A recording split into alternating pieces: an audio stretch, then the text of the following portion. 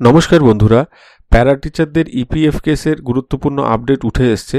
প্যারা টিচারদের EPF backlog থেকে বঞ্চিত করার জন্য secretary government of India 14 August 2023 একটি অর্ডার বার করেন, যার ফলে প্যারা টিচারদের যে বিগত দিনের ইপিএফ ইন্টারেস্ট সহ পাওয়ার ক্ষেত্রে যে পরিস্থিতি তৈরি হয়েছিল সেটা আটকে যায় এবং প্যারা টিচাররা এর থেকে বঞ্চিত হতে থাকেন।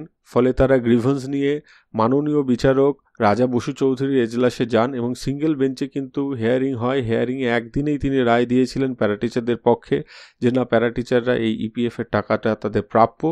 কিন্তু দেখা গিয়েছিল যে এর বিরুদ্ধেও ডিভিশন বেঞ্চে যাওয়া হয়েছিল এবং বিগত 18ই অক্টোবর এই কেসটি উঠেছিল অনারেবল জাস্টিস VM ভেলুমণি এবং জাস্টিস রায় চট্টোপাধ্যায়ের ডিভিশন বেঞ্চে।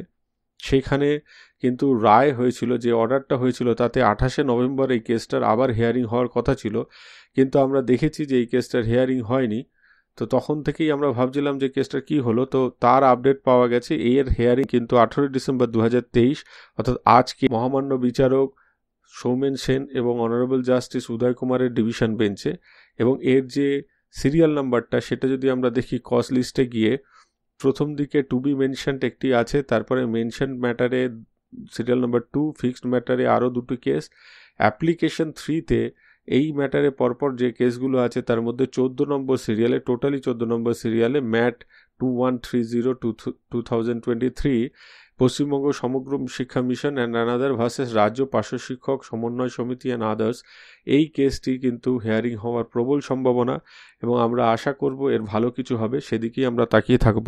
আজকে এই পর্যন্ত। সকলে ভালো থাকবেন, সুস্থ থাকবেন, ধন্যবাদ।